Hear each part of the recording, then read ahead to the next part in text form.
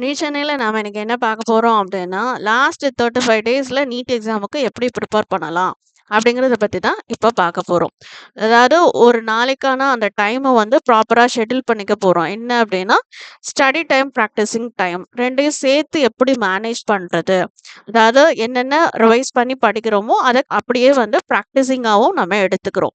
So, அத தான் இப்ப எப்படி பண்றதுங்கிறத பார்க்க போறோம். அதாவது ஒரு நாளைக்கு 6 ஹார்ஸ் வந்து படிக்கிறதுக்காகவும் ப்ராக்டிஸ் பண்றதுக்கு 10 ஹார்ஸும் அப்படிங்கிற மாதிரி இதை மேனேஜ் பண்ணிக்கணும்.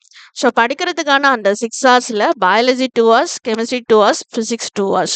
ஸோ இந்த 3 சப்ஜெக்ட்டும் இந்த 6 ஹார்ஸுக்குள்ள கவர் பண்ணுற மாதிரி பார்த்துக்கணும். ஸோ ப்ராக்டிசிங் 10 ஹார்ஸில் என்ன அப்படின்னா, model MCQ type question papers இது எல்லாத்தையும் எடுத்து கண்டிப்பாக ப்ராக்டிஸ் பண்ணணும்.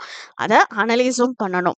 ஸோ அதில் தெரியாத சாப்டர்ஸோ கொஷின்ஸோ இருந்தது அப்படின்னா அதை நீங்கள் ஸ்டடி டைமில் சேர்த்தே வந்து அதை ரிவைஸ் பண்ணிக்கணும். இது உங்களுக்கு ரொம்ப சப்போர்ட்டிவா இருக்கும். கண்டிப்பா நீங்க அங்க நீட் எக்ஸாம் எழுதுற மாதிரி unit test and mock test கண்டிப்பா ப்ரிப்பேர் பண்ணணும். நீங்க எழுதுற அந்த மோக் டெஸ்ட் கண்டிப்பா மேனுவலா தான் இருக்கணும். பை கிளிக் பண்ற மாதிரி நீங்க லேப்டாப்ல வந்து அதை பை கிளிக் பண்ண வேண்டாம். ஏன் அப்படின்னு சொன்னா, ஒவ்வொரு சர்க்கிள்லையும் நீங்க அதை ஷேட் பண்றதுக்கு கண்டிப்பா ஃப்ராக்ஷன் ஆஃப் செகண்ட்ஸ் ஆகும். ஸோ அதை நீங்க மேனுவலா நீங்க எழுதி பிராக்டிஸ் பண்ணும்போது மட்டும் தான் ப்ராப்பரா உங்கனால டயத்த மேனேஜ் பண்ண முடியும். அதனால கண்டிப்பா நீங்க மேனுவலா எழுதியே பிராக்டிஸ் பண்ணணும். எரர் நோட் எடுக்கிறது உங்களுக்கு ரொம்ப சப்போர்ட்டிவா இருக்கும். எப்படி அப்படின்னா, ஸோ உங்களுக்கு ரிப்பீட்டடா நடக்கக்கூடிய அந்த எரர்ஸ் எங்கெங்க வருது, அதை எப்படி வந்து ரெக்டிஃபை பண்றது, இந்த ஐடியாஸ் எல்லாம் வந்து கண்டிப்பா கிடைக்கும். இது மூலமா எரர்ஸ் வந்து கண்டிப்பா வந்து ரெடியூஸ் ஆறதுக்கு நிறையாவே பாசிபிள் இருக்கு. ஸோ இதுவுமே உங்களுக்கு ரொம்ப ஹெல்ப்ஃபுல்லா இருக்கும். அதே மாதிரி லாஸ்ட் டயத்துல நீங்க எத பத்தியுமே ஓவர் திங்க் பண்ணணும்னு அவசியம் இல்ல. நல்லா சாப்பிடுங்க. ஹெல்த்தியான ஃபுட் எடுத்துக்கோங்க. நெறைய தண்ணி குடிங்க. பிசிக்கலா ரொம்பவே ஆக்டிவாவே இருங்க. ஸோ நீங்க வந்து only focus on your studies.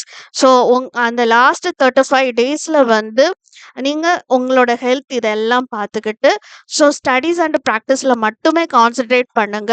So நீங்க உங்களோட ஃப்ரெண்ட்ஸோட சேர்ந்து படிச்சாலும் சரி, யூடியூப் அல்லது ஷார்ட்ஸ் இது மூலமா நீங்க பிராக்டிஸ் பண்ணாலுமே சரி, எக்காரணம் கொண்டும் டயத்த வேஸ்ட் பண்ண வேணாம். ஸோ உங்களோட ஸ்டடீஸ் அண்ட் பிராக்டிஸ்ல மட்டுமே ஃபோக்கஸ் பண்ணுங்க. நீங்க எழுதக்கூடிய அந்த மோக் டெஸ்ட் வந்து கண்டிப்பா மினிமம் 10 டெஸ்ட்டாவது எழுதியிருக்கணும்.